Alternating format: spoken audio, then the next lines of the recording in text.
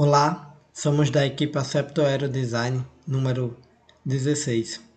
Seja bem-vindo à 22ª competição SAI Brasil Aerodesign. Somos da Universidade Federal Rural do Semiárido, campus Caraúbas, Rio Grande do Norte.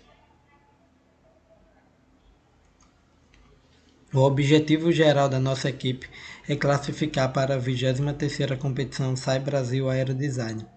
Os objetivos específicos é projetar uma aeronave com até 3,4 kg, buscando obter uma boa eficiência estrutural, aplicar metodologia para o desenvolvimento do projeto sugerido por literaturas, adquirir um conhecimento e experiência para a recém-formada equipe de 2020, reduzir o arrasto aerodinâmico da nossa aeronave e melhorar o desempenho das notas dos nossos relatórios, como tem sido feito nas últimas competições.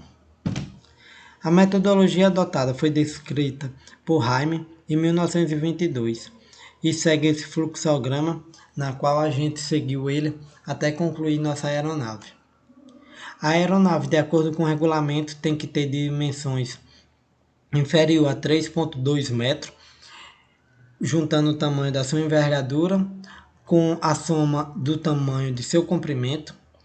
Então a gente projetou uma aeronave para calcular 12 kg de carga total e vimos que para conseguir uma área útil de asa, a gente precisaria ter uma envergadura de no mínimo 2 metros, devido a nossa aeronave ser uma aeronave monoplano. A seleção do perfil se deu através do software XFLR5, onde fizemos uma análise e interpolamos o perfil 1223 Selig e o Epler 423 5050 e conseguindo obter um perfil Acepto 20, que é a interpolação desses dois perfis, fazendo com que ele tenha um melhor coeficiente de sustentação para ângulos positivos e um melhor CLCD também. A adotação desse perfil se deu à sua construção de ser de uma forma mais fácil, uma vez que em outros anos a gente utilizou o perfil Selig 1223 e na hora da construção a gente tem muita dificuldade devido ao seu bordo de fuga ser muito fino. As áreas definidas com base nas limitações geométricas impostas na asa.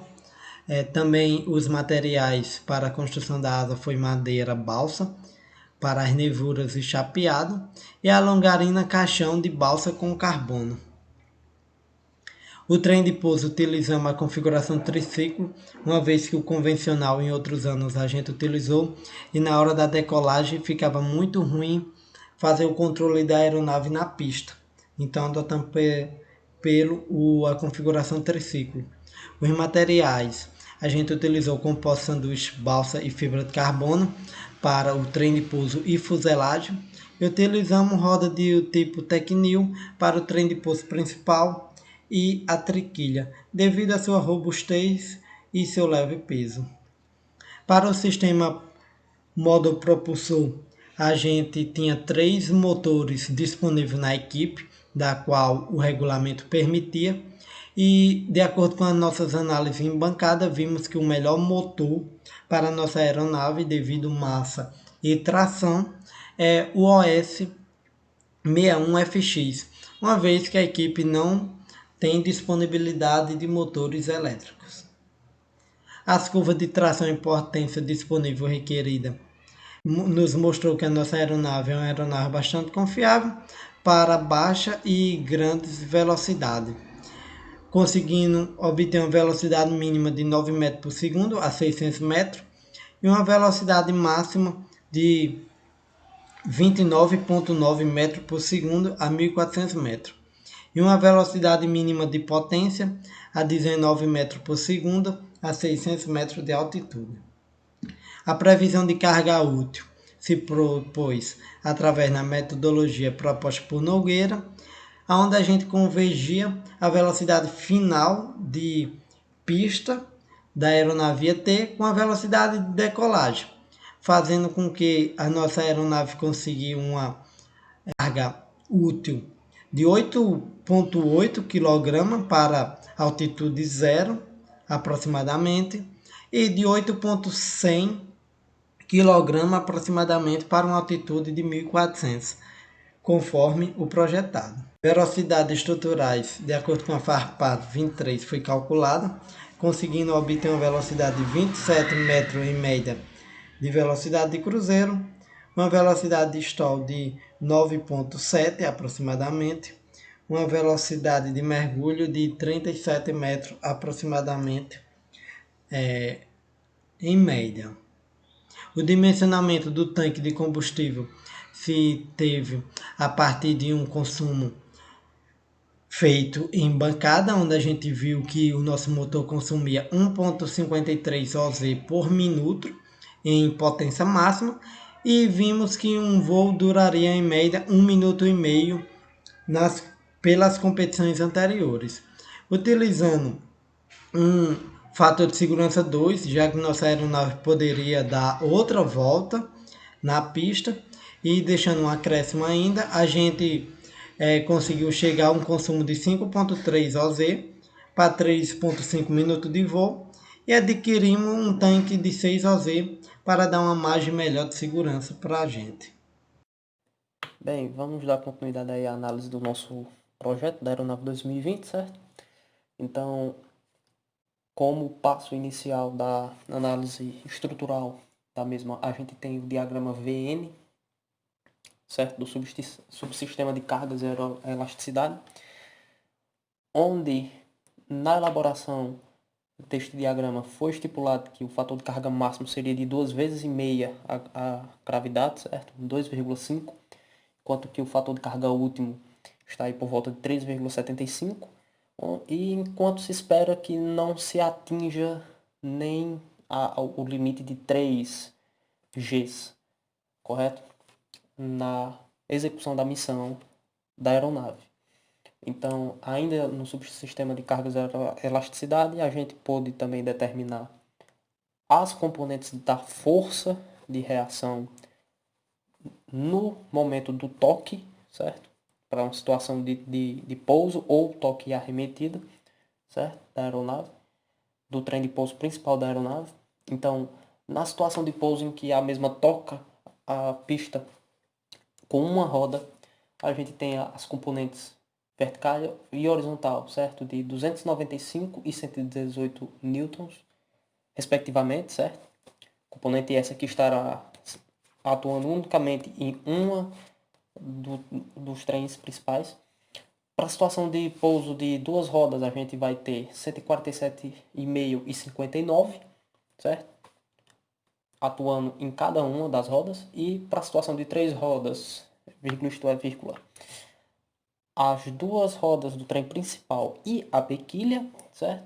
A gente vai ter aí 141 e 56 newtons atuando. Vale ressaltar que para o dimensionamento da aeronave, certo? Do trem de pouso principal da aeronave, foi-se adotado os valores para a situação de pouso de duas rodas, como a gente vai ver posteriormente.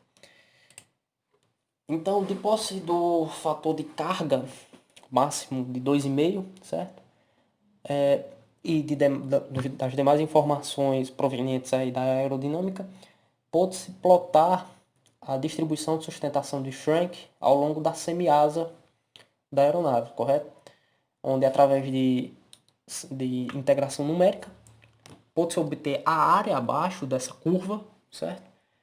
Que é equivalente à nossa resultante aerodinâmica de 147 newtons, bem como, realizando a integral do momento de área, encontrou-se a posição dela ao longo da semiasa, certo? Localizada a 46 centímetros ao longo da semiasa.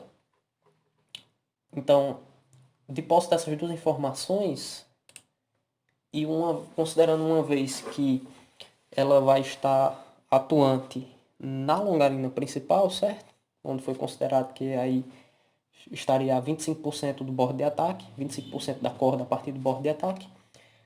Portanto, não foi considerado a questão da pressão aerodinâmica que estaria atuando sobre a entelagem da mesma, certo? Então a carga foi aplicada durante o processo de simulação, a carga foi aplicada diretamente na longarina principal, onde a estrutura da semiasa foi composta aí por elementos de casca, certo? Tendo em vista que a espessura da chapa de balsa gira em torno de 3 milímetros, muito fina, certo? Então um elemento de casca ele se adequa bastante a este caso. Então, executado aí a simulação, a gente teve que, para situação de asa em voo, certo? Utilizando aí os valores de 147 newtons na localização de 46 centímetros a partir da raiz da asa, a gente teve uma deflexão de ponta de asa calculada de 27,92 milímetros, certo? O que aí, em função do comprimento da semiasa, dá cerca de 0,027, correto? Então dá 2,7% de deflexão.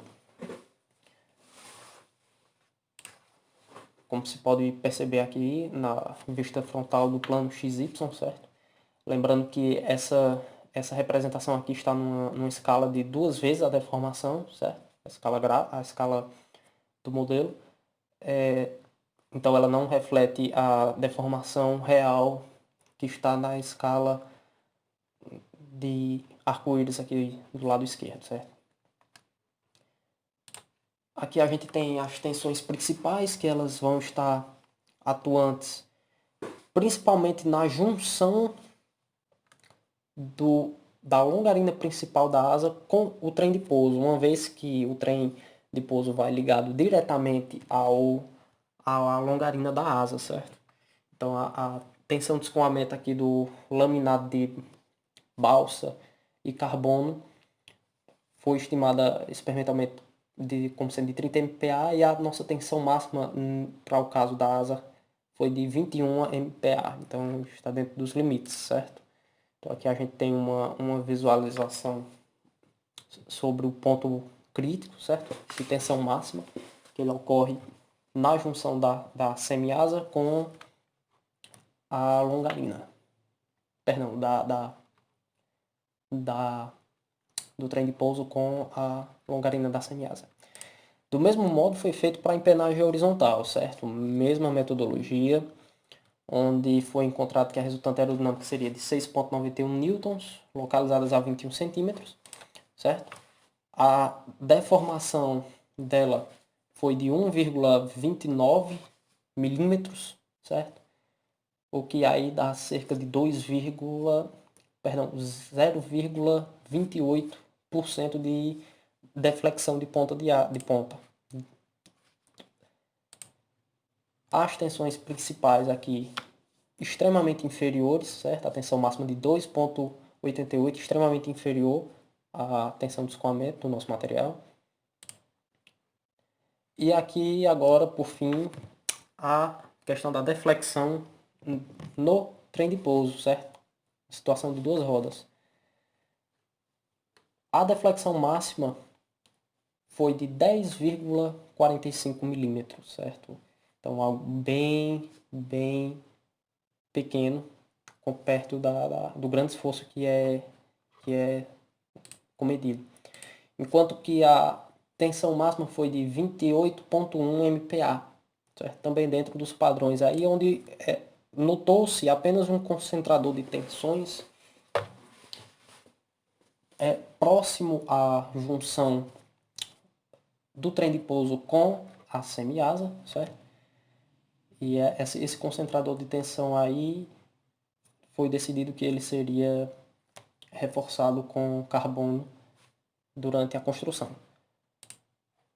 Na parte de projeto elétrico, certo? No que tange também aí a parte estrutural, os servomotores do projeto elétrico eles foram determinados e dimensionados de acordo com as cargas aerodinâmicas presentes nas superfícies de comando, certo?